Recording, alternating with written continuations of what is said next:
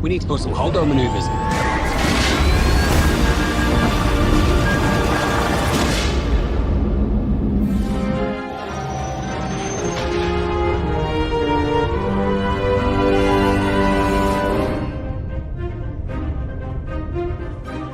This is where the fun begins. Welcome to another Holdo Maneuver podcast. Hello there. Hey, hello there, General Kenobi. And that was the disembodied voice of Mr. Michael Soren with us in Force Ghost form. If you're watching, if you're listening to this, nothing seems out of sorts for you. And then with us, as they've been with us in the past, we have Aspen Webster. Hello. And Kenny Madison. Hello there. General Kenobi. Hello there. Hello there. Hello there. Hello Hello there. there. Hello there. I'm John Lennon. Hello there.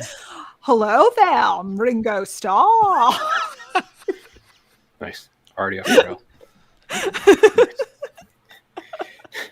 We're so good at this. Yeah, we are. So guys, I have a joke for you, Aspen and Kenny. Oh gosh. What? Did You you have a hear? joke? I'm not included in that. No. No.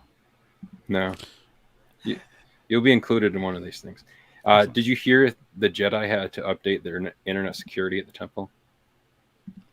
Oh. I had not. Aspen. I had not heard of this. Aspen. Someone I mentioned it, but I didn't think about it. Mm-hmm, mm-hmm. Yeah, they used to use your VPN, but it got cracked. Yeah. Wait, I have a joke. I think I can do it better than I think I can do a better joke than you. I think I got one. Okay. You ready for that? Mm-hmm. Okay. Why did the Jedi librarian from the High Republic never get lost? I mean, It's a good question. I hadn't really thought about it too intensely. I mean, it's got to be a good organization system. Yeah, I don't know. Right? Yeah, it's because she always used the Dewey Decimal System.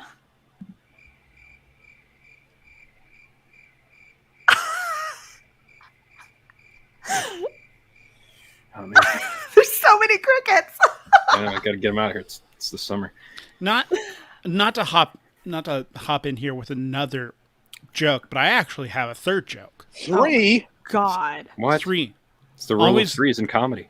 Always 3 there are. No more, no less. The power of many. What is Yord's favorite dance? Poor Yord. Being dead. I'm sorry. Thriller? The thriller dance? Yeah. No, Death that's dance. neither one of those. Yord's favorite dance. The twist. Horrific. Truly horrific. Truly horrific. Yeah. So now that we got all those Yord jokes out of the way, Rip. yeah. And Gustavo, that's what they said. Thanks, Whatever. Gustavo. Yeah, thanks, Gustavo. What did you just walk into? You know sad what you time. did. You know what you did walking into. You know. Yes. So this week we are talking about the 6th episode of the Acolyte, which is called Teach/Corrupt. Now, the first thing with this is that it kind of throws off everyone's theory that like the show is going to be like a mirror of how it was set up. Because we were thinking that this one would have been like the mirror of the Destiny episode. And that the last episodes would be like these whatever. But this This is actually good to know, because I just want to say I have literally avoided every bit of theorizing and commentary on the show until just like last week and this week, and the only commentary I have consumed is just absolute rabid adoration of Manny Jacinto. Oh, is Manny Jacinto nuclear level hot now? Nuclear level. Is he Molotov demonstrating cocktail depths? levels of Woo! Oh my god! Like, Molotov but if, like, cocktail but, levels. yeah, of but hot. if like the Molotov cocktail was a nuclear explosion, like if Yes. you threw it into a building and that building was me, and then I was a mushroom cloud. And someone yelled Bortles as they did it. Just like Bortles. My god. Anyway, not to like get us off track, but I just needed to be clear I mean, about that. I had no idea. I just was like, oh, the commentary is just all about how they should kiss, right? Mm-hmm. Right? Right. Yeah. Right. So, Yeah. what were your overall thoughts of this episode before we start breaking it down to more minute details, mostly about Manny Jacinto Yes. in the episode, but overall the episode, what did you think about it? Mm-hmm. Who should go first? You should go first, Aspen. Current fan theory is they should kiss. Thank you so much. Yes. I will go first. Let me tell you about how I feel. I have not felt this way about a Star Wars property in so long. I have not felt this intense, and I blame it fully upon this wild, beautiful, like female gaze oriented structure of this and the way that they're interacting with each other. There is a fire here, and it started, of course, in the last episode, and it has only grown in this episode. It was absolutely smoldering. Like every moment, every touch was like Regency-esque. And it very much reminded me very strongly of why people shipped Kylo Ren and Rey so much, especially when it comes to like when you think of that scene where they're like kind of like connecting over space and time. And I feel like there's even a reference in this of a Force dyad. So we're kind of on the same page. Sorry. I loved this. I finished this episode and was like, I just want to watch it all again. I'm having a great time. I'm so excited to talk about this because I love this show so much. I'm losing it. So I've got more to say in terms of like specifics, but I need you to understand that I am all in. I am all in. Apparently all Star Wars has needed was a lesbian to be a showrunner and to actually, who's clearly like understands like intense connection. So that's how I feel. Other people can disagree, but I don't care. Nice. Thank you. I mean, I'm on Aspen's page. Yes. Do you remember the last time when we yelled about Ahsoka? I'm so glad you're on the same page as me. I think I would have killed someone. Yeah, no. This is what I want from my Star Wars, and it seems like it's pushing it into new tonal directions that just haven't been seen before. It's dancing with episode 3, I think my favorite episode of the season so far. It's dancing into areas that are new for me, and then it's also dancing, like, it's just touching the ceiling of being like extremely earnest, if not camp. And that was very exciting for it to just be straight up weird. I think it's pulled back from that just a little bit. But it's still, with these past 2 episodes and Manny Jacinto just completely. Aspen and I talk, not on podcast because We're friends. we are friends. We're friends. Surprise. And I believe I texted you, Aspen. Sorry, Arizona Mark. Sorry, Mike. Sorry, Mark. And Mike, I guess. And Mike.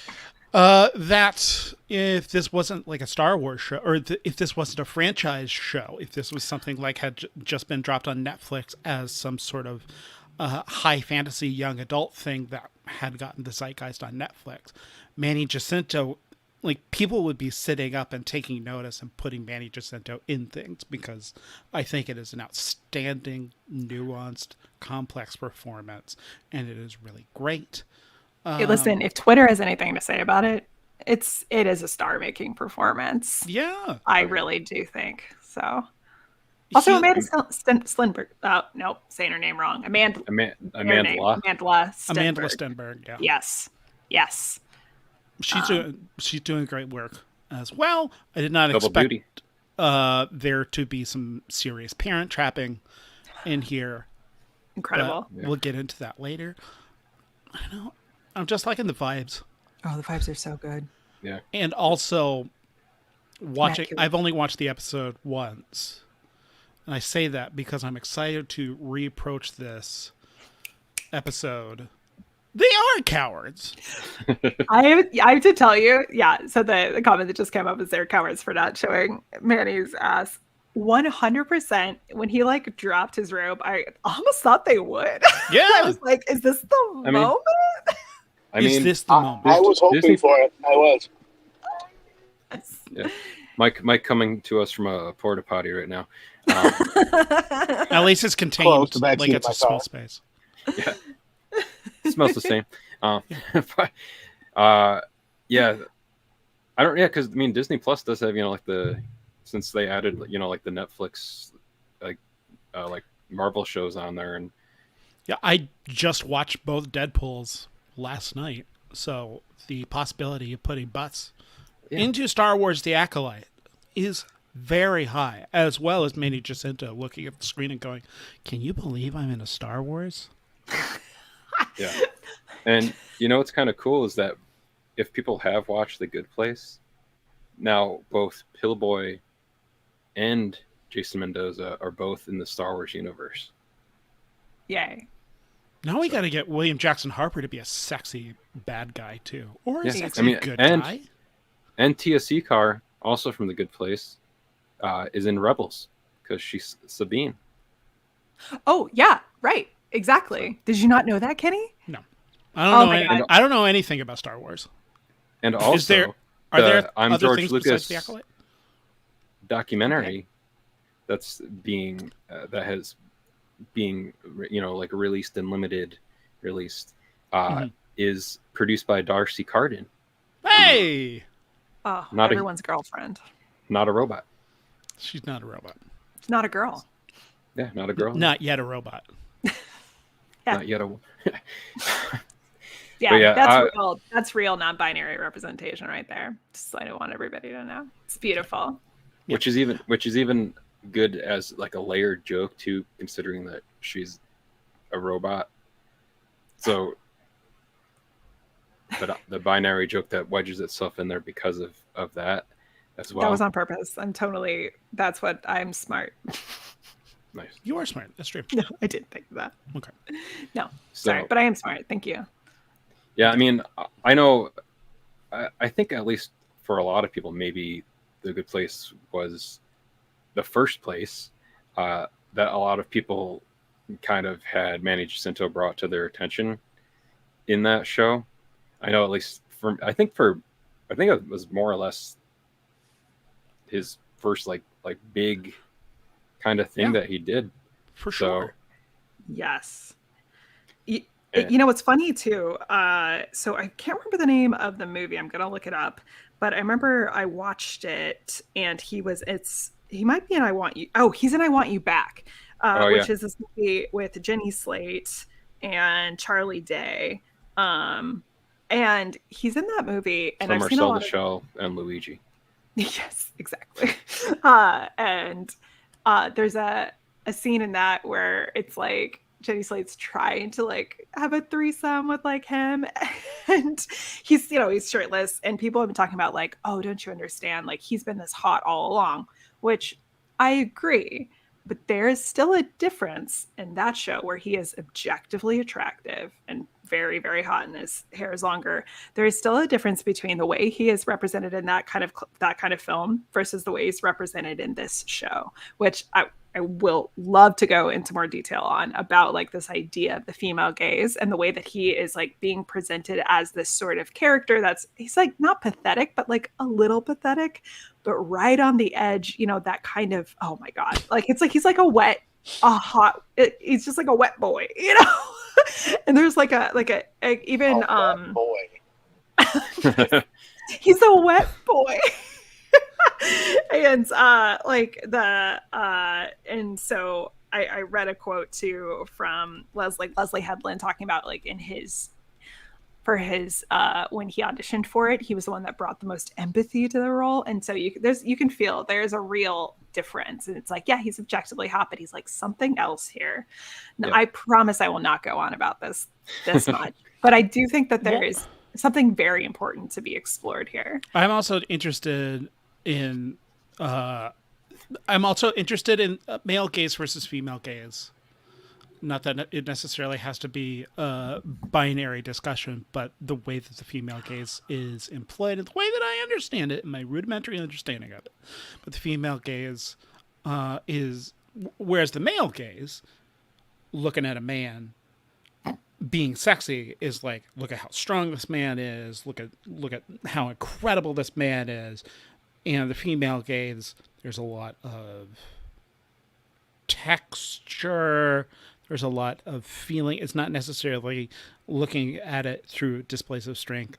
Am I crazy, Aspen? Am I ludicrous? No, let me just add more color to that, which is that one, it's not, I would actually say it's not particularly binarily defined. Like I think it might be, so we don't have to worry about it being like it's for boys or girls. But yeah, I think that's a very strong way to put it in the female gaze. Also, a show like this particularly, you often have, it's centering the experiences of female or femme characters, and they have agency, and we are able to see it through their eyes. And so any kind of the attraction itself, like you are talking about, is coming, it's less so of like an alpha male strength of like, of that might, for instance, take away that agency, and it's more of like a complement to it. And so, yes, it has to do with what are the things that might be attractive beyond just appearance. And it's in these, like, there's little, like an example of a moment from this episode is like just the way he looks at her is actually wild, right? If you could do a demonstration of how, how. Okay. Give me a second. Exterior. Woo! Unknown planet. Genuinely, he was doing this like turn head thing. He did it the first time he saw her too, and he was just like, "You look so much like her," and I was just like, "Oh my god, what is happening?" I could tell even then.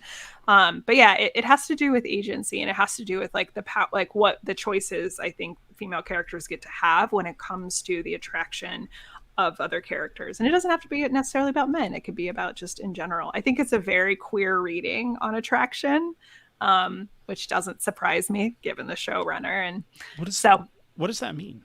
I think a lot of times the way that we often characterize whichever, like say a male-female relationship or a romance just in general does, I feel like, deal in, it's very normative, and it's understanding of, say, like what is a masculine characteristics and what are feminine characteristics. And it's like, again, that sort of domination or what you might see kind of in typical shows. And I think from my perspective, only speaking for me, I think a queer reading does have to do with like the ways that you're breaking out of that gendered normativity of that, what is attractive to each person.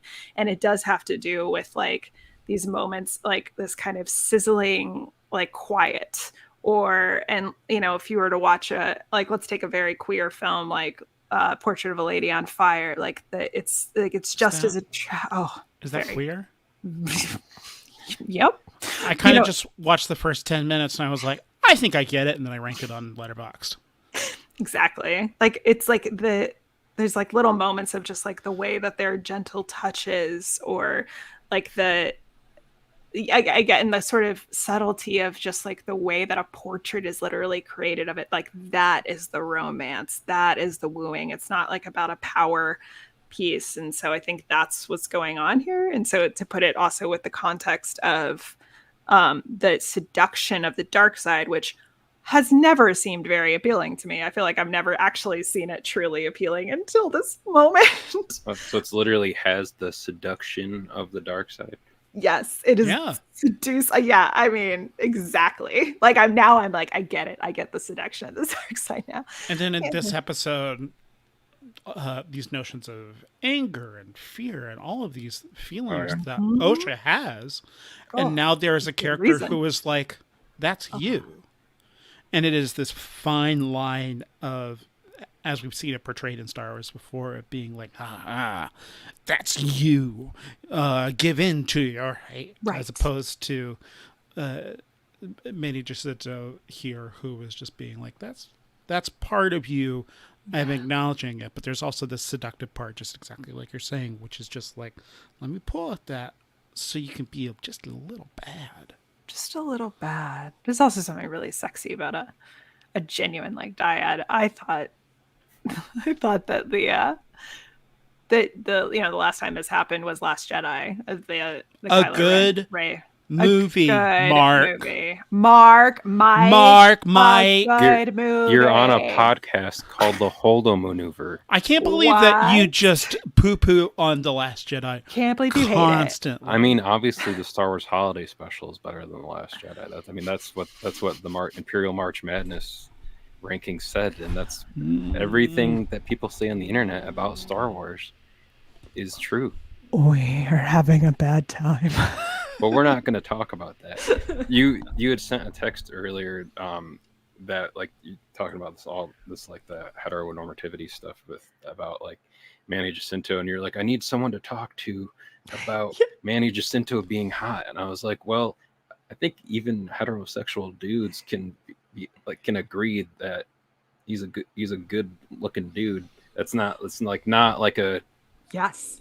It's not And like you a were right. subjective thing. He just is. He just is. And you're right too, but I think that's also what we're talking about here, in that it like actually is not necessary. Like you can actually feel this dynamic, like regardless of like orientation or gender expression. Like it's just like you're literally like, I can feel that connection. And you're right, it's like objective. Which I feel could like be interesting within, I mean, the thematic thing of the fact that this show is basically screaming. It's not, there's no good side, there's no bad side. There are no such thing as binaries. The Force exists on a spectrum. Yeah. And also your main actor is like Amanda Stenberg is a non-binary person. Yeah. So I'm just putting this out there. Yeah. The Acolyte rules. The Acolyte rules. You know who else is also non-binary? Pip. Is it who? Pip. Pip is non-binary. Because he's a little because he's a droid. But now Pip's a bad droid. Oh, he just got reset to his factory settings. Devastating. Which was only Did the eyes make him bad? Is that why he's bad? Did yeah, he it's get red eyes eyes. now? Yeah, just like 3PO had red eyes, and the masterpiece that is Rise of Skywalker, as we all know. That's what that means. It's like Sith eyes, but for droids. Having a bad time. Although I liked that to reset it to factory settings, it was basically like the same thing as you have to hit like An iPhone. like these like That's what I side thought. buttons on iPhone your phone. reset. Yeah. So I was like, oh, Pip is just an iPhone. I did enjoy watching Basil trying to find the right port in order Yeah. to recharge Pip. That was fun. It would have been funnier if he put it this way first, and then that didn't work, and then did it this way, and that didn't work, but then did this way again. He's like, oh, it was the way I tried it the first Little time. USB. Yeah, Basil, he's just like us. Yeah. And just another demonstration of the way that you can be attractive. Little tiny boys. Yeah, true. I think we all feel attracted. We all feel very attracted to Basil. Exactly. I mean, You know there's that he a would be a category that's called otters, so I mean, there you go. It's great to see otter representation now. Yeah. He'd be a little freak in the bedroom because he's always just going, He's a little hero. he's a little hero. Mark, I'm so sick of you screaming that he's not a hero. Mike, you're hating on The Last Jedi and being like, Basil is not a hero. Can't believe this. You're like, bring back the male gaze. The But we were spelling it G. Yeah. Okay. Yes. Exactly. What I didn't like about this is that this is my Mark impression, by the way. What I didn't like about this is that it wasn't a 45-minute gay parade. Here's my impression of Mike. I'm in a porta potty. For Mike, he's not here to defend it. I mean, he I is felt here. that. I felt that. Do you like us? Do you guys like us Do you anymore? like us? Do you like us? Yeah. Are we smart and handsome? Are we Yeah. handsome? What's not to like? Thank you. That's very nice of you. Sorry, you also like have a structure for your podcast, and I was That's true. and we were It's just all right. like, Shape of show. Yeah. I listen to Trek Wars. Why couldn't this be a 45-minute parade? I mean, it kind of is. I've just spent all day being like, I cannot wait to like go ham on this. Yeah, we always look forward to the episodes that you guys come on as guests. So, well, I knew this is like the and prologue to the episode. Sure, and we'll get to the structure later. But one of the things later, one of the things that was really the regiment, the shape of show.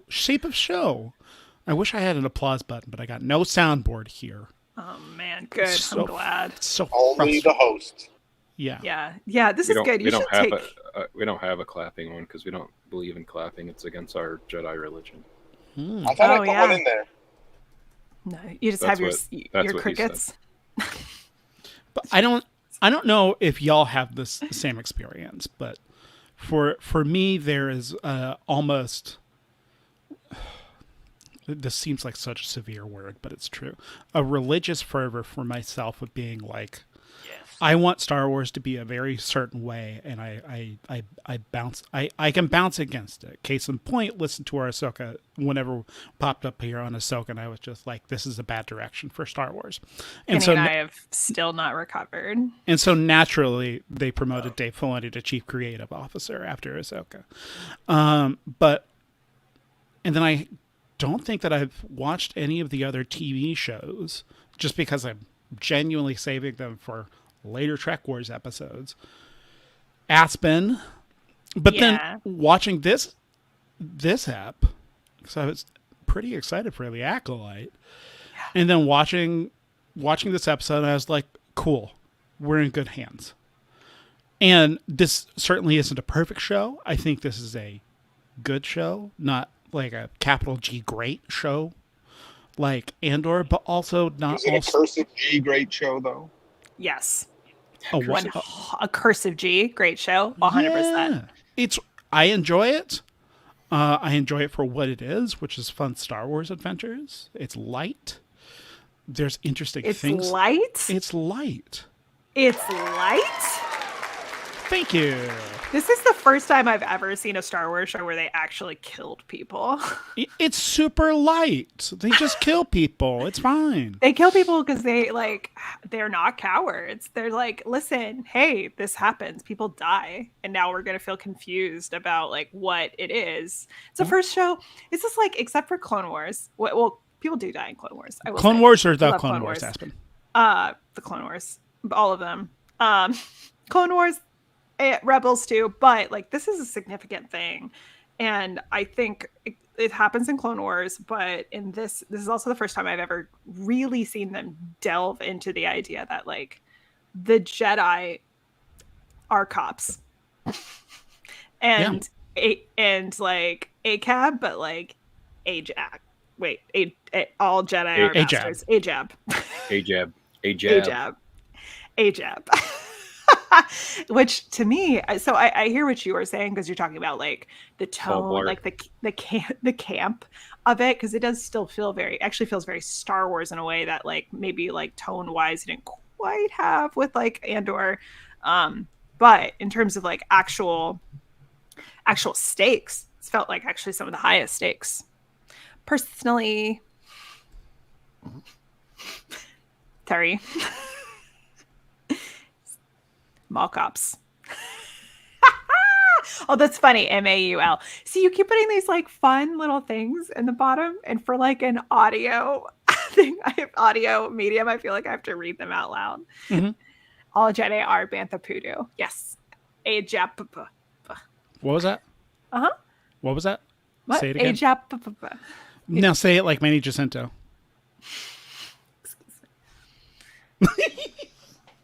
You have to have hair kind of going over your eye. I gotta be a wet boy. I miss hair. You and me both, Kenny. Anyway, sorry. I did mean to interrupt you, Kenny. I meant to disagree with you totally and wholly with all of my soul. Yeah, but also I'm fine with that because I think just through this discussion, it's great to hear other voices and other opinions because it just makes my watching of the show all the better. It's great. I love it. Sorry, Mark and Mike. You're all good. So, do you guys like a show? Do you like this? Do you like this show? Welcome to this episode of Trek Wars. Appreciate it. So, in this episode, Teach Corrupt, this one was written by Leslie Headland, too, the showrunner. My girl. And this one has tantalizing glimpses into key characters, secrets, and some, quote, frustratingly slow plot developments in this episode. Sol's almost confession, Osha's dark side temptation, Vernestra's Senate troubles make up the episode's core, but it's Manny Jacinto's seductive Sith stranger that steals the show. This is beautiful. Disagree on slow plot, but beautifully written. Yeah. I could just sit in a lot of that quiet forever. I agree. But I am with you on, I'm like, I need Sol to just talk and say that thing. He's like, I have to wait until we get to the episode that is the flashback. Right. Until I say it. It's so true. And improv idiom, because Aspen and I do improv. Oh my God, we're like improvisers. Oh my gosh. But I think everyone that is watching The Acolyte knows that something is up. And there's difference between having some tension that is really challenging you as opposed to this kind of narrative tension, which is just like what you're being deliberately obtuse because there's a structure to the show that you're trying to adhere to, as opposed to you just allow whatever you think that twist is going to be. Yeah. Which is going to definitely be like Sol and the Jedi are responsible for destroying the witch coven. Yeah. I mean, my guess is they set the fire. Yeah. Or something. Like, and then you just blame it on Mae because they wanted the power of 2. But they had to settle for power 3. Power 3 is the magic number. Power of What's love. the magic number? Yeah. 1 is the loneliest number. That you'll ever do. 2 can be as sad as 1. Yeah. I think that is probably a 1 point. That is a point I do agree with you on. Yeah. That like if this were an improv show, I'd be like, just say the thing. Just say the thing. Yeah, just blow through it, and then you can have different kinds of character tension, as opposed to what this is, which is everyone watching this show knows that you're holding on to it because you have to have some sort of emotional backbone towards the end. Yeah.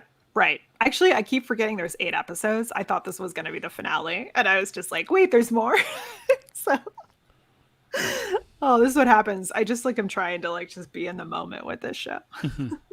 So, yes. Okay. Well, it's that religious fervor thing of watching it. Like whenever I watch a Star Wars movie, except for Rise of Skywalker, but Last Jedi, I had to watch it twice because there's my expectation. And then there's watching it for exactly what it is. Because it's Star Wars, and it's hard to let go of what you want it to be versus just accepting it as it is. That's true. Mark, is this what you want it to be? Did you want this? I hadn't like watched or read any of the High Republic stuff. So like this show is completely like new ground for me, so I was completely open to like whatever it was going to be in it.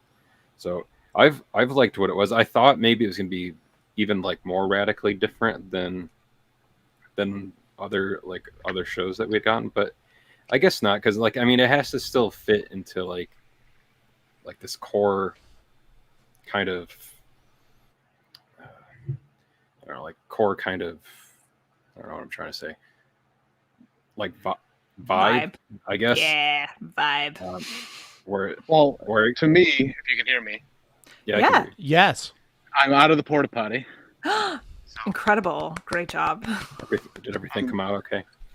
No, I was hitting this. Oh, so you're Storm Cooper. That's right. No, it's just they're canonizing things that weren't canon. So it's that's what my take on it is. There's lots of Ooh. stuff that wasn't considered canon until now, and Canon's people are just overrated. Wait, the what? butt hurtness is coming through. So All I heard was Oh. that you were out of the porta potty and you said something about your butt hurting. and then Yeah, something of about course. canon. Canon butt hurts, Uh-huh. I have to go. Excuse me. Be right there. Yeah, actually, can you say more about that? I think I know what you're referring to. Yeah, let me just get to my computer. You've been on a journey. We've been over here just like talking about like the female gaze and hot nanny, and you've been like fighting for your life. Incredible. Because I think my guess is it has to do with like the like things like the metal of his helmet, which can like short out lightsabers. Yeah. Yes. And it sounds like that's something that might have actually been in the extended universe and is brought up and kind of canonized in this effectively. Yeah, we see that the vein of it, not like in the wall there. Oh yeah, I thought that's what it might be, which it was good visual storytelling. She looked at it, then she looked at the wall, and I went, "Okay, I got you." You know what Osha also probably appreciated, seeing as her name's Osha, is that he had that railing there. Yeah, So, very to help with people like slipping on the job or like falling off into the ocean. It did distract me whenever the show stopped for 20 minutes, and so Osha could just like grab onto every railing and just kind of be like, yeah. Good. Yeah, is it good? Is it stable? That's good. Compliant? My name's Osha. I have to do this. That railing from Force Awakens wouldn't have passed OSHA regulations. Got to tell you. Oh, I was like, which one? Gotcha. You know, the one. The railing? Yeah. It makes more sense than the one in Rivendell that was Hobbit height. That is cute and funny. And I had not thought of that in years. They're in Rivendell, and it's like, it's like if you imagine, they're all really short, right? So what's this little like Hobbit height, this like short railing gonna do for the elves who are all like 6 feet tall? It's gonna be a tripping hazard, is what it's gonna be if they're 6 feet tall. Genuinely, I hadn't thought about that in years. Yeah. Speaking of the female gaze, am I right? Everybody. Boromir. Hey! Howdy. Oh, well, Mark disappeared though. that kicked me out. Yeah. Oh, Kenny, you are next to Manny, and I'm jealous. Hey! Wait, let me do the look at him. Put me. There you go.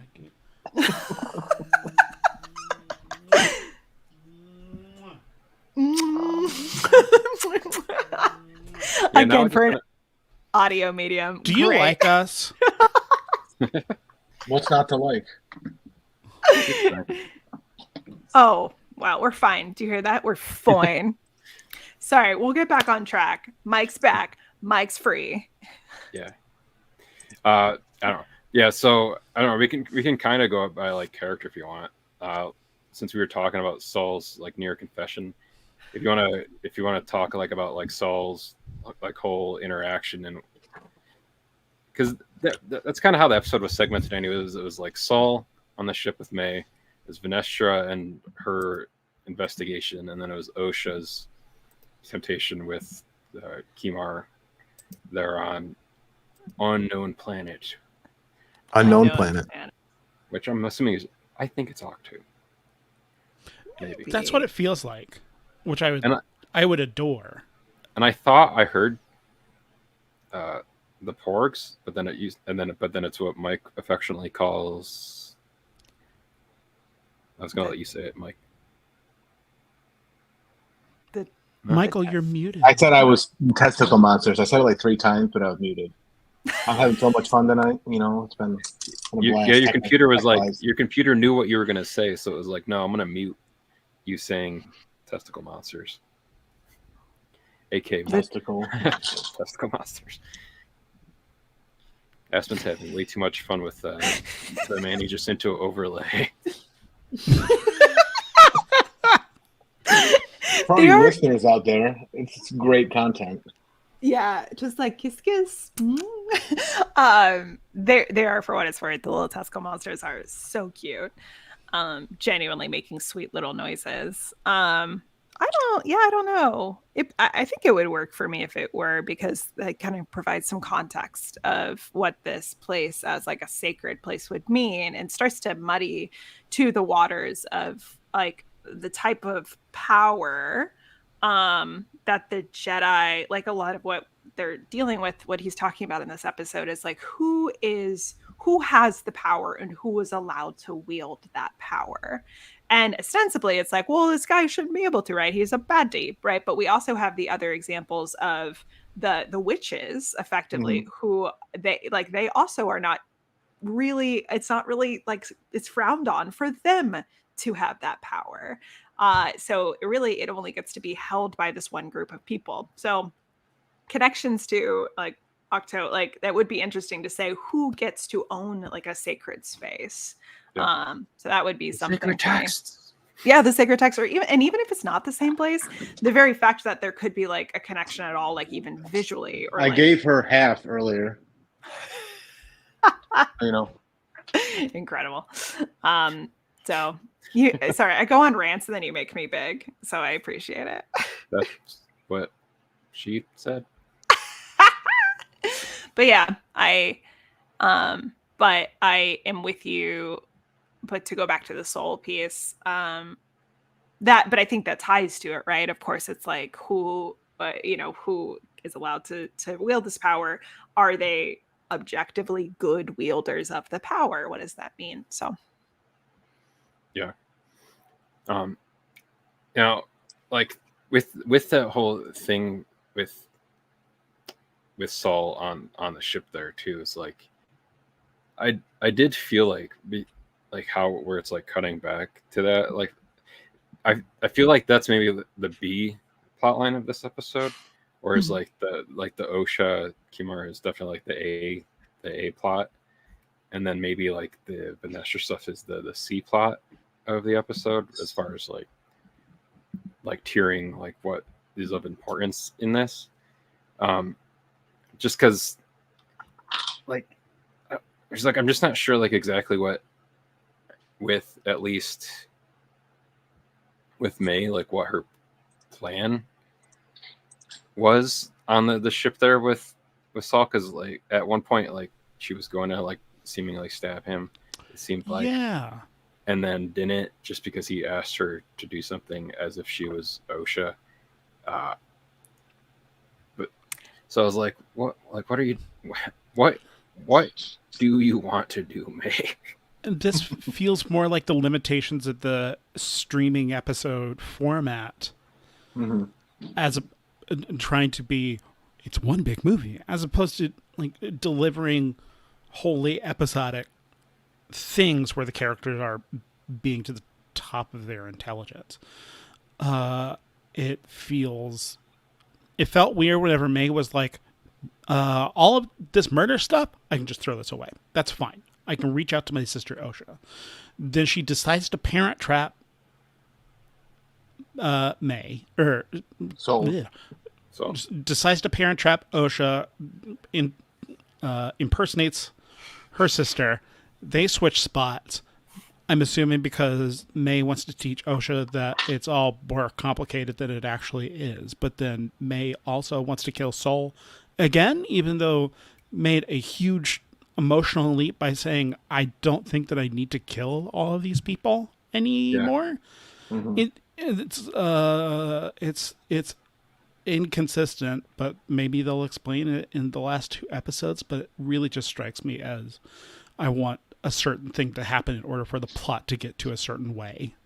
I mean, I think you actually explained it itself. Like I think now that like she had a goal, she was going to kill these people, but she was doing it for a certain specific reason. It is now shifted because she now finds out Osha's still alive. She was almost killed by this person that her master that she was working with. And so I think it actually would make sense that her parent trapping them is to kind of and she herself is probably confused by what she wants now, and she's frustrated. And so she would be like, okay, I'm going to kill him because of what he's like done to not for because of this reason, but because of like now my own frustration of what like how he's like brainwashed my sister. So now it's going to be a more complicated situation for her. Which I'm fine with that, but it doesn't feel like the show is that is textual versus what the show is showing us. It feels more like plot maneuvering as opposed to a character who is feeling quite uncertain, especially whenever you couple that with the extreme certain fight in episode 1 with the Carrie Ann Moss character. That Mae is a very resolute character, firm in their belief structure. And then whenever you kill 2 people and then you show some uncertainty. I just wish that was shown a little bit more. Am I a good person? No, you're a bad person. No, I'll take my answer off the air. Yeah, you're not allowed to dislike a show with a female head writer.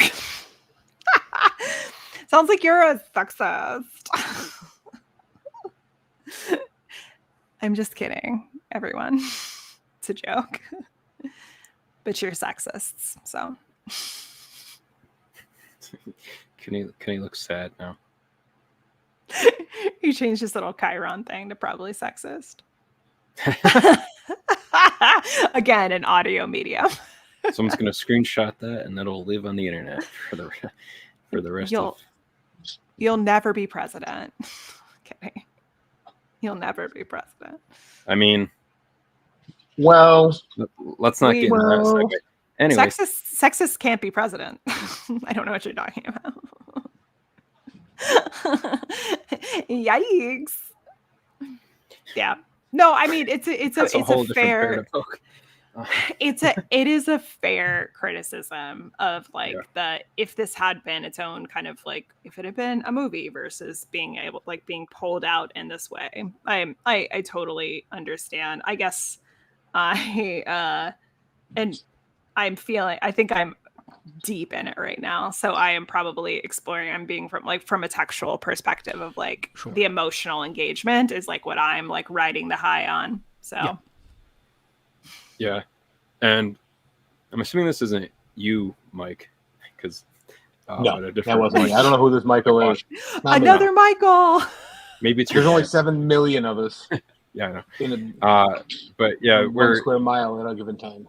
It is kind of like interesting, like unless Sol's just like really playing it up, like to Mae that he thought Mae was Osha, but he actually knew it was Mae the entire time, and it's just kind of like I don't, and it doesn't seem like he was. I don't think he knew. Yeah, I think he thought it was Osha, and because the heat of the moment that and all Mae the stress and all that. Huge tattoo on her forehead. And also Mae used to have, I mean, Osha had the short hair. I mean, that's why also Qimir knew right away that like that was Osha, because he's like, oh, she. Well, the tattoo on the forehead, she very well, and then tattoo on the arm. She Mulaned her hair. She did, and like purposely it covers it. It covers everything. So I don't think there was any like seeing. Like I don't think you could see any of the tattoos. What was more interesting to me was that he wouldn't have sensed it, but that's what I was gonna say. Yeah, but I'm coming from the like I am the like non like my interpretation of the thing, which is to say it's a soul problem that he's actually so emotionally like distraught that he can't actually like be centered enough to be present to have that to be able to tap into that. Which, speaking of that, Lee Jung-jae did an amazing job in that scene where he like goes down to check on like the settings in that scene, and it's like there's like no spoken like words on the script there at all, but it's just all him face acting, and you can just see like how like physically and like emotionally distraught he is that like basically his entire team just got that he did it again on a different planet. Yeah. But like But it's like I want to know. It's like interesting that like seemingly he was been like I guess the most well adjusted with whatever happened, He's the best or at least the best at outwardly projecting that he's okay, as compared to Kelnaka and the middle Lannister kid. That's what he does on shows, is that he takes himself out, whether it's through a window or through poison. And then Carrie Ann Moss getting taken out by Force Fu, ironically, from the Force Matrix. Well, that wasn't what took her out. The butter knife took her out. But I mean, be careful. Yeah. Truly. That's why when you fill the dishwasher, you put the sharp stuff pointing down. Right. I would also argue a child took her out, just like in it, just like distraction by child. Yeah. Is that it? No, it's just the guy. It was just the guy. That'll happen. That'll happen. Trust you. That's very much so. Yeah, but his performance is pretty extraordinary. Like it. Like I might have an evil twin. I don't know. Yeah. Oh. But so like, because I want to focus on the Osha one last, I think, but like so there's like Vernestra's whole investigation, which that was kind of interesting too. Is I'm not what was the dude's name? It was like Og or something. The very like posh English sounding. I was gonna say the little British Jedi. boy. The little British boy. Yeah. Like at first, like all the people that were with her, they were like kind of.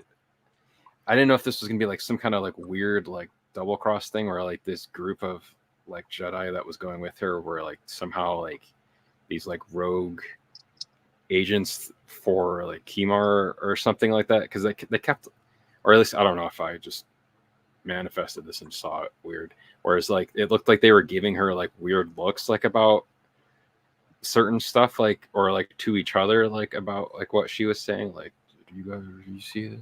I gotta Well, isn't it because no one knew that she had allowed them or sent them to go, and so she's like, "Shit, this happened," and like I'm the one who like sent them out there, and also she gets sick on trips. Yeah, you had space drama. Yeah, I don't get sick. I just don't find them appealing. Yes, which is very funny. That was my take on it, right? I will say I don't trust that bitch. She like I'm just gonna pull this out there. I'm just gonna pull this out. This is not an original thought. This is the Twitter, but like she has a rad whip lightsaber, and that scar on his back looks very whip-like.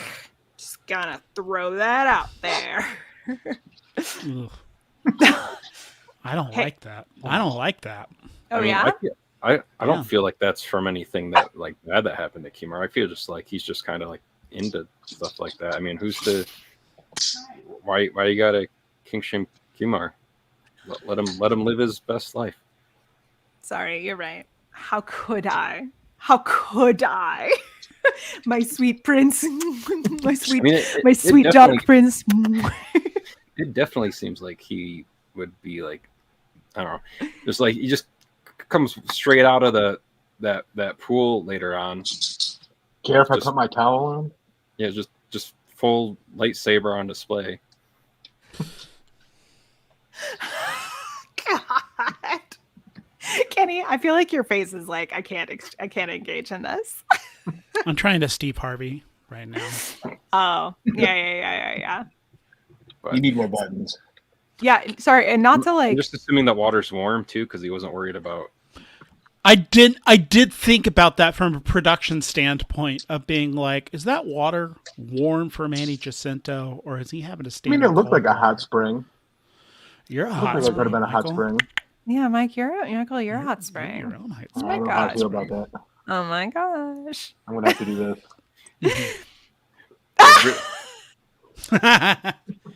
So now you're. Why are there two Manny Jacintos on screen down at the bottom? Don't insult Manny that way. Also, I just want to call out the little line where he's like, if you're not gonna join me, like what did he say? Like if you're not gonna join me, like at least do something. And I was I'm just just like, gonna if you're get not gonna join me, I'll just yeah. I was like, what? That's what I'm his just plan was the repeating. entire time. Oh my gosh. I'm telling y'all. I've not never. I have not seen the internet this feral since Raylo. So we're having a great time. I want the follow through. Anyway. Anyway. Really quick to close out the Vernestra stuff. Yes. What I thought was interesting about that one too is like we get like these kind of like quick shots of Jackie and Yord there too, and I was like, oh man, that's just making me sad. Just doing that really close up of Jackie's face. Yeah. Well, this is a light show. Yeah, It's a light show. And you showed And they him were gonna getting leave killed him again in the there. recap too. It's light. Yeah.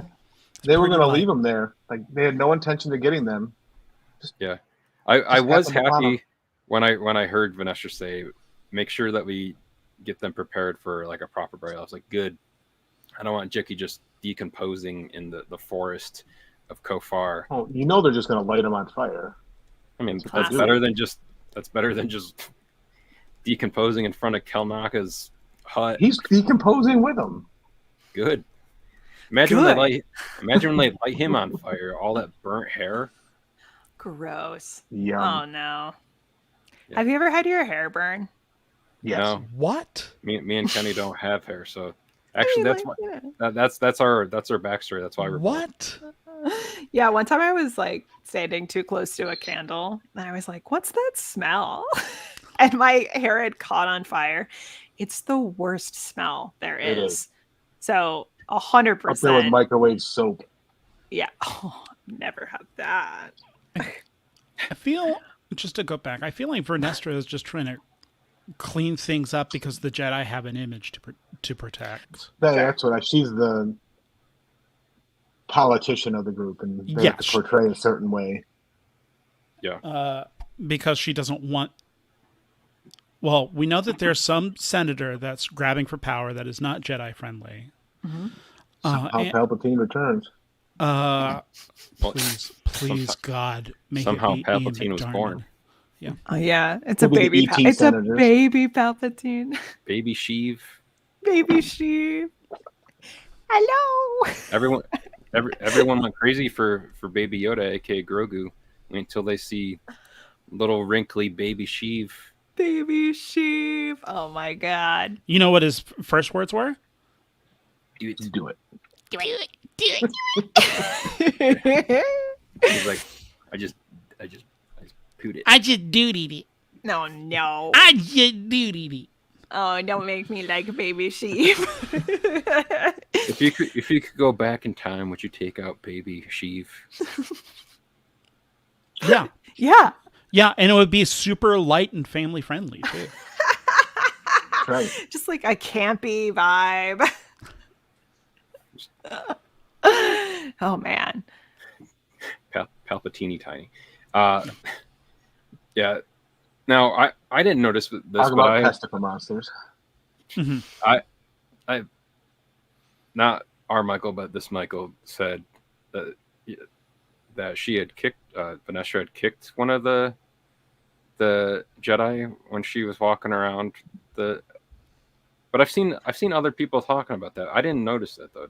Did any of the three of you see that? I didn't either. Vaguely saw her do something to one of them, but I don't know if it was a kick. More of a like pick up with your foot. Well, listen, if Michael saw it, Michael agrees with me about her being a baddie, so I believe him. I mean, any member of Devo can't be good. Like, she whipped it good. Got it. Yeah. No, I mean, for sure, it is interesting because that the whip is actually, I mean, her like machinations, and I don't mean that in like an actual bad connotation way. Like she is having to negotiate what they, as effectively a lobbying political group, have to like negotiate. Which is why it is an interesting, complex thing to be like, there is not just like what is a good and a bad here. Like you could have a light side, but what is it when it is institutionalized, right? And what if like and a bad, but like so. And so I even if she is representing that faction, I'm sure I still feel like she's probably a little bit of a, even more of a baddie, but that in and of itself, right, is an interesting gray area. Yeah. So yeah. And the thing that like going to Osha and Qimir, is Qimir actually even his name? Does it matter? I feel like that's. Doesn't it matter? I feel like that's better than calling him the stranger, because calling him the stranger implies other different connotations. Go on. Go on. Keep talking. No, if you could please. What do you expand mean? on that thought, What do you mean? We don't know. Just please say more. Say more. Say more. What do you say? Did his ship have windows? Can we confirm that? Did the ship have windows? What? The ship, or was it a windowless van? Oh, is that the joke? She's being abducted. But listen. Look at that. That's the joke now. That ship that Sol has, though, it's a really cool ship. Yeah. And it brings back upsetting memories. I like that the ship joins with a big honking hyperdrive wing up in orbit. I think that was cool and probably, for me, the sexiest part of the show. Honestly. You know what it reminds me of? Rebels. The Ghost and the Phantom. Oh, yeah. They nestle inside each other. the big spoon and the little spoon. I believed in queer communities. It's called docking. That's really funny.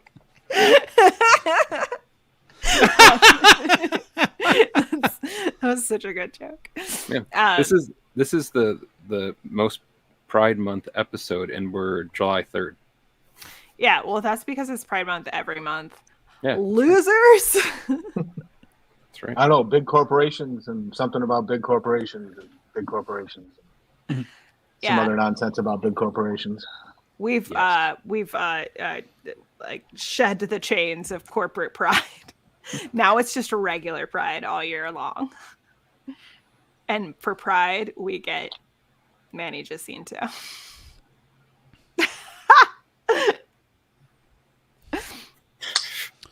Cool. Wait, sorry. Well, yes. Speaking of him too, like I thought he had some of like the best quotes from this episode too.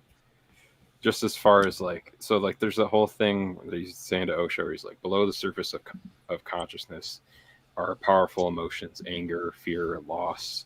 And then, but then he's like, desire. Hold on, Aspen, you have to do the look. And then say desire. Desire. That's how he said it. It is. And she's like, "Oh, that's the path to the dark side." And I just like his reaction. He's like, semantics. Oh, it's true. Even though he is a baddie for sure.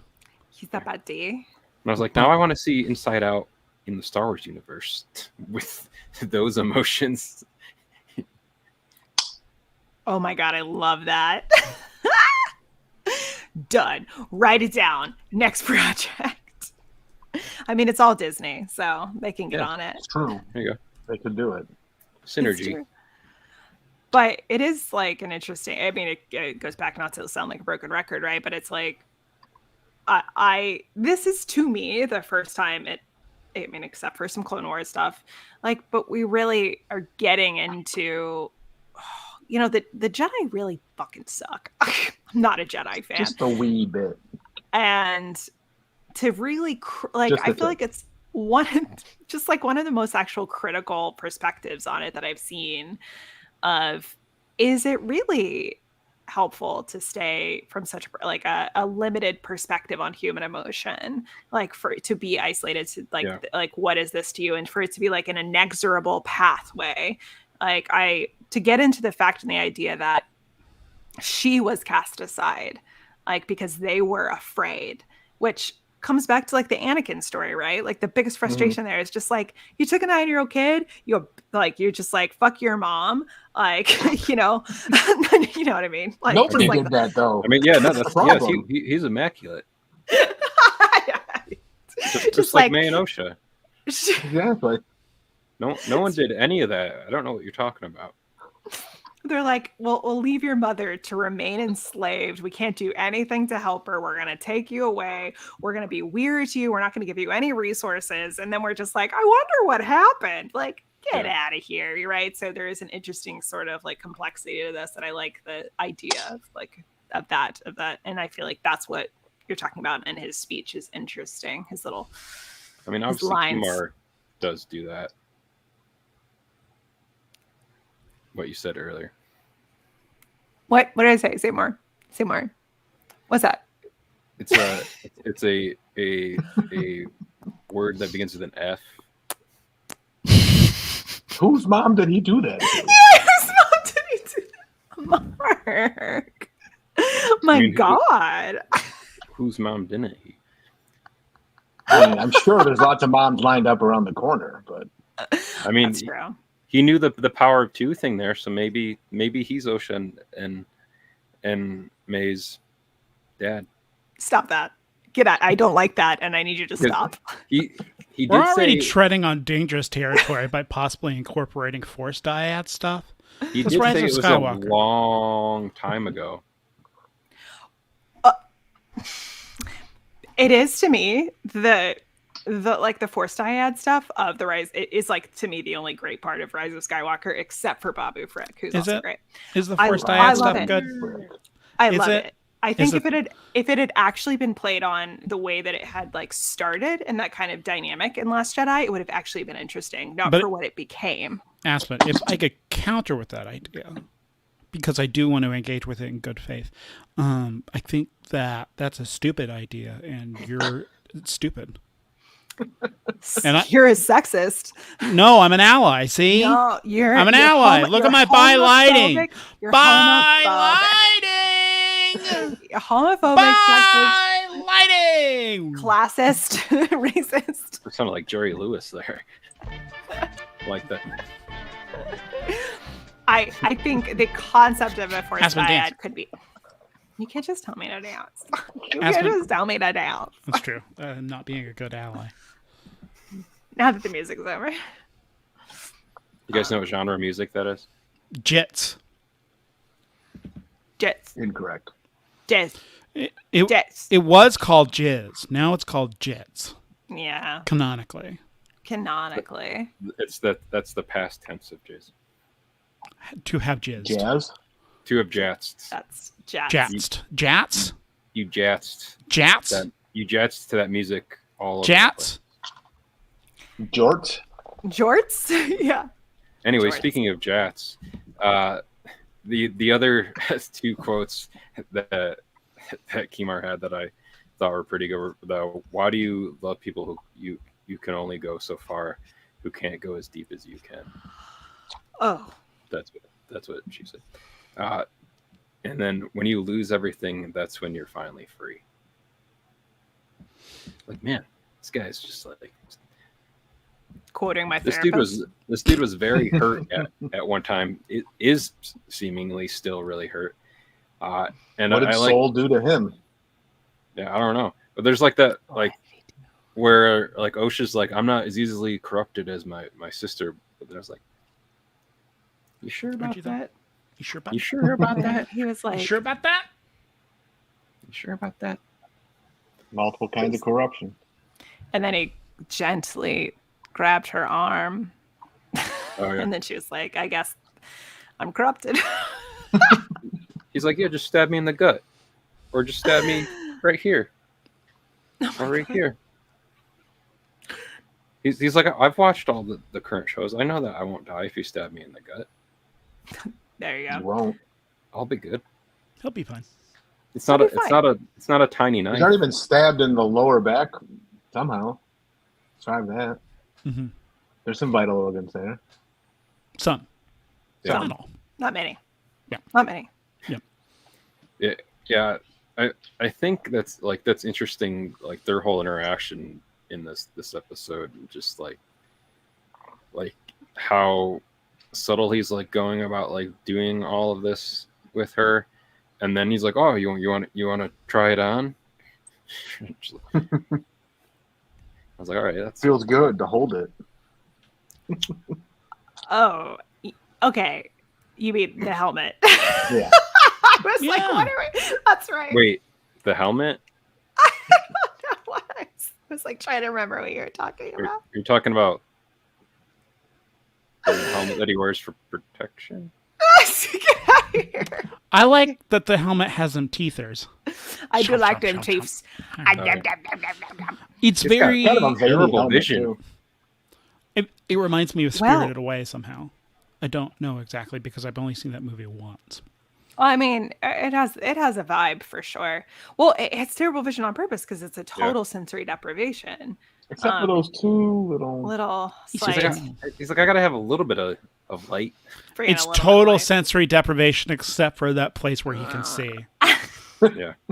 Which Manny Jacinto shared a video of like behind the scenes of him like training, and he had this mix of like so cool. head headphones on that just to make him so that he couldn't hear anything. And then what looked like a welding mask over his face to train with that. So if you look up Manny Jacinto's Instagram, he shared it there earlier. It was like Instagram versus real life. So it was like the Star Wars promo. Only if he's shirtless. Only if he's shirtless. Yeah. I mean, what a star! He's wearing a tank top. What a professional! Sincerely, what a guy! True star. It was only within this press cycle of the past 2 weeks that I learned that Manny Jacinto was in a dance troupe, and so he's able to do all of these things. Well, also, that makes sense. So wonderful. In Top Gun Maverick. He was. He was the best part. Was in Top Gun Maverick. Oh. I'm sure now they'd go back and re-edit him into the movie. I genuinely, Kenny remembers when I watched Top Gun Maverick because I watched it like so begrudgingly, and I don't think I mentioned this. I did it because I was like, Manny Jacinto's. I was very excited whenever I heard that Manny Jacinto was in Top Gun Maverick. I'm like, this is. I mean, he is. I'm very interested. He still is, yes, but there's nothing. I know there's not enough for how great he is. Yes. Though that movie does have another, in my opinion, new movie star, which is the astronaut Glenn Powell. Glenn Powell, there you go. Glenn Powell. John Glenn. Colin Powell?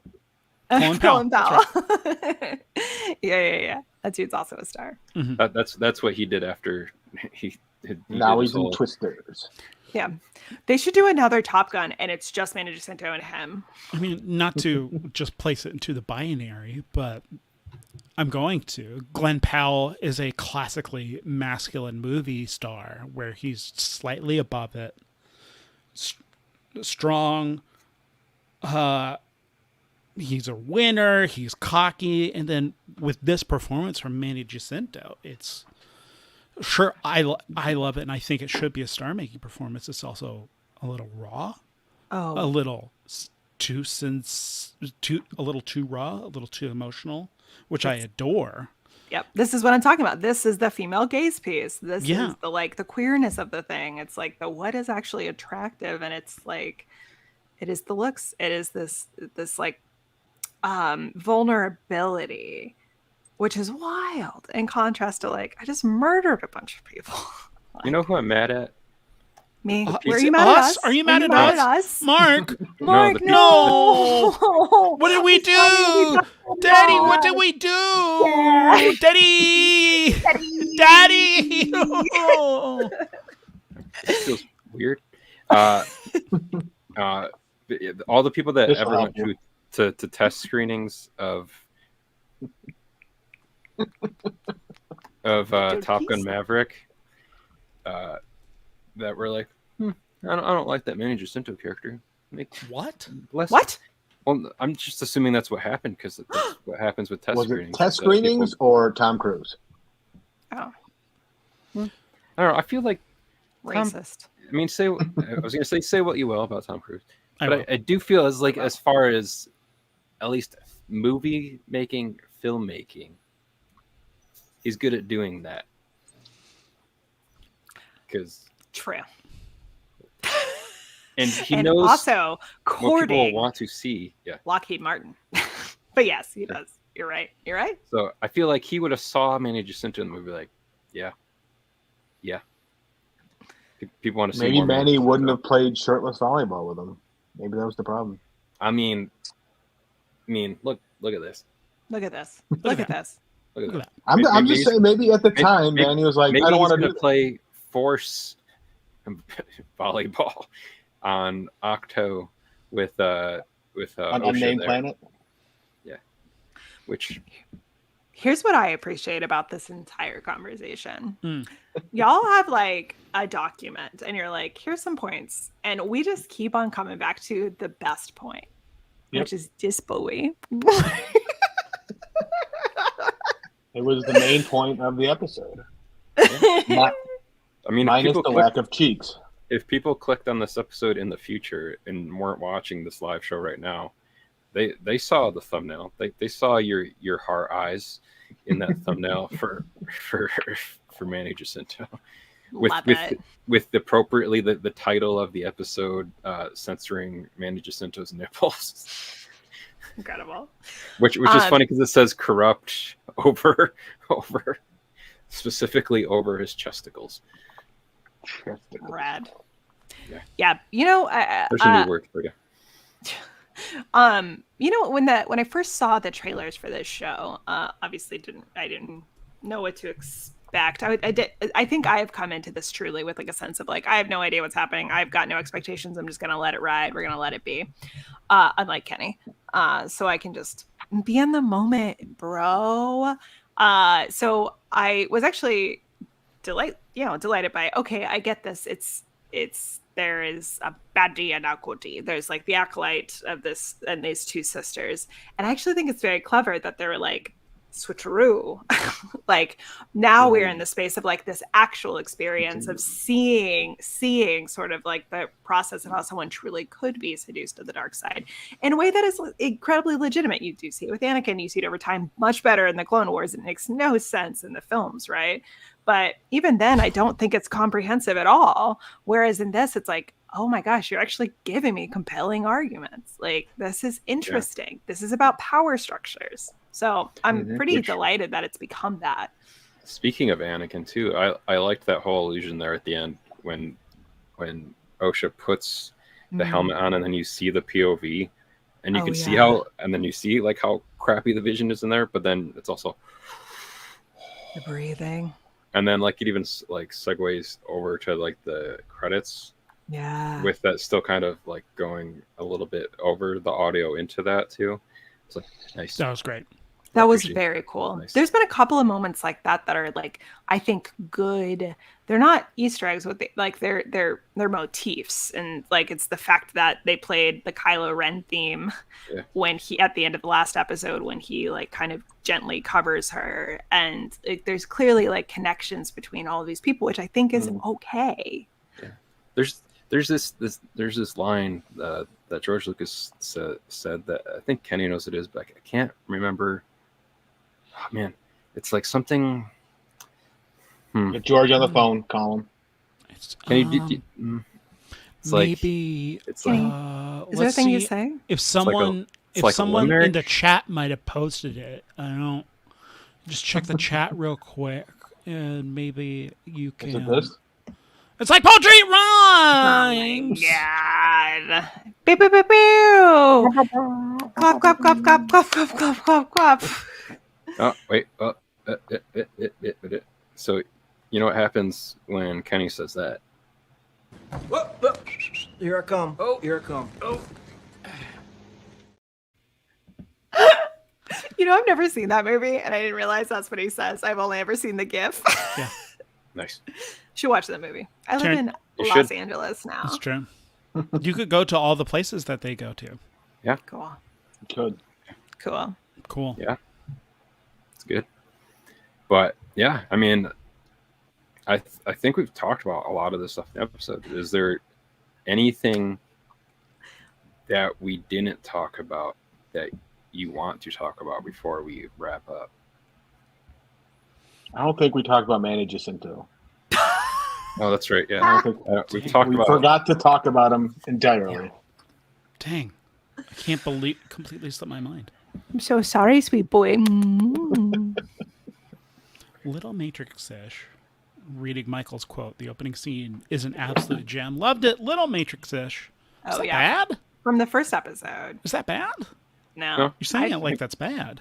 No. Well, Kenny, it's because this Michael is referring to The Matrix, which came out in 1999, not to another film that is a bad film. Kazan? Yeah, you... I sincerely do not know what you're talking about. The movie Bounce with Ben Affleck and Gwyneth Paltrow? No, Matrix Resurrections. A great No. film. A No. stone cold masterpiece that I thought for 3 days afterwards. No. Geely? No. Oh, Geely? I'm so scared I'm gonna like Geely. We'll see. I'm afraid that I don't have taste anymore. Madame You know Web? what? It's kind of dance fighting. The opening scene, as someone that has recently seen Crouching Tiger, Hidden Dragon within the past year, it's like this opening scene is more Crouching Tiger than Matrix. I know it really is a humble brag because guess what? Spoiler alert: Crouching Tiger, Hidden Dragon, a movie that's been out for almost 25 years, a great film, Incredible film. extraordinary film. Kenny is really... Oh, you haven't? It's a great film. Oh, it is truly wonderful. It is pretty good, yes. Pretty good. Pretty good. Can you take Michael off the screen for a bit? Just as Get out of punishment here. for that statement? Get out of here. Get out of here. Appreciate Thank that. He did it to you. himself. Well, he did it himself, actually. He literally did it himself. Because do it to yourself. Ah! It's back. He knows where he's wanted. For people just I can go back listening, to the porta potty. Manny Jacinto showed back up to. Someone needs to screenshot this right now and send it to Aspen. I just wish I knew how to screenshot. It's just Here, I will do an old analog. I got it. Don't worry. Okay. I will pause here as long as it takes. Just hit Command-Shift-4 on your keyboard, Mark. And We're just completely going off the rails right now. shocker. Don't say that when Manny Jacinto is that close to Aspen. Did you screenshot it yet? Oh, you're all set. That might have been a step too far with that joke. I apologize. I just need this picture. That might have been a real stinker of a joke. Oh, Listen, as long as things are consensual, There you go. it's great. It's true. And great. who says who's doing that to who? Yeah, exactly. Am I right? Am I right? do it. Yeah. Do it. Yeah. Do Yeah, it. that's what Manny Jacinto said. You know what Well- happens whenever Manny Jacinto employed the shocker? Oh my God. Horrific. People don't know what genre of music this is. I have nothing else to say. Yeah, we're done. Oh man, yeah. So It's a good show. where can people find you two online? Well, Planet, unnamed planet. right. Yeah, I mean, I don't know about online, but resting on the little shoulder of Manny Jacinto. But yeah, I don't know. Point up Kenny, to your left. Kenny. Yes, you're wanting me to do the plug. Point up I to your do left. want you to do the plug. Thank you. I'm- I appreciate that. Point You up can to your hear. left. You can what? Point up to your left. Do Actually, you see it? There it is. Yeah. There's cute.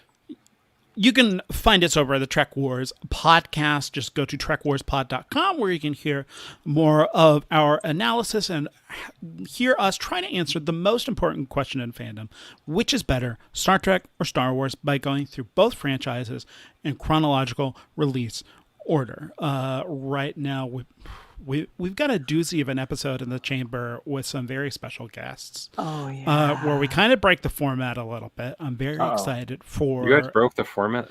That seems very out of character. I know, it's pretty out of character. But whenever we finally do return to format, we'll be smack dab in the middle of Season 3 Star Trek The Original Series versus Season 1 of Star Wars The Clone Wars. Right now, Star Wars has a statistical edge by just having a higher ranking numerically than Star Trek, which is very fascinating. So it is currently, it could change, but, it's currently in Aspen's favor, and the numbers don't lie.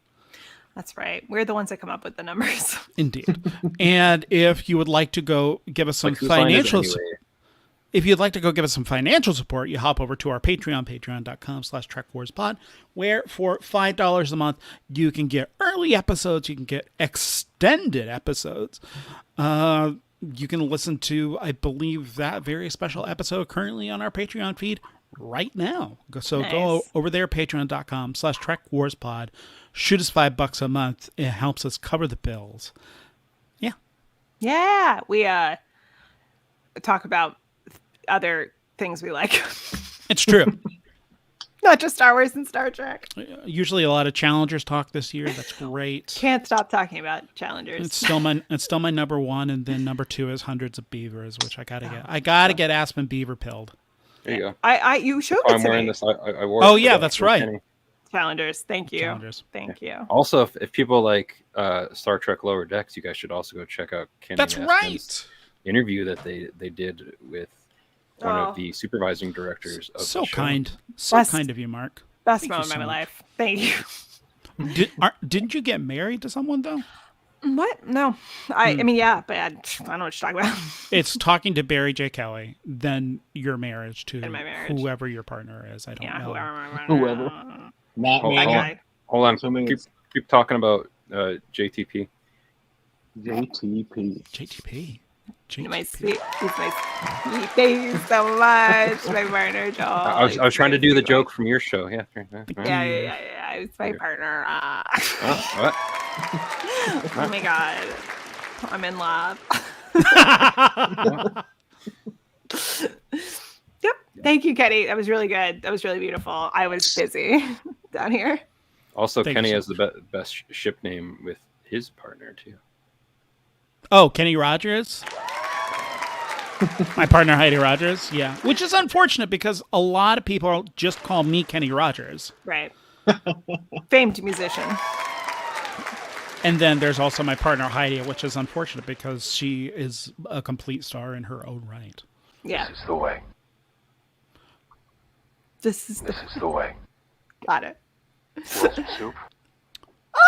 Whenever Little Miss Muffet is looking at the two things that she's eating, she points at the curds and say, "This is the curds." And then whenever she points to the other one, she says, "This is the way." Thank you. We gotta go. This is the blue cheese. But anyways, for us, you can find us at a porta potty near you. Yeah, that too. If you can't spell maneuver, like a lot of people can, you can go to holdopod.com. But if you can spell maneuver, we also do at holdomaneuver.com. We covered our bases because we know spelling is hard. So, we wanted to thank Aspen and Kenny again for joining us tonight. And as always, we would like to thank George Lucas for creating the Star Wars universe. Oh dear, thank the maker. Bye, everybody. We didn't even get into...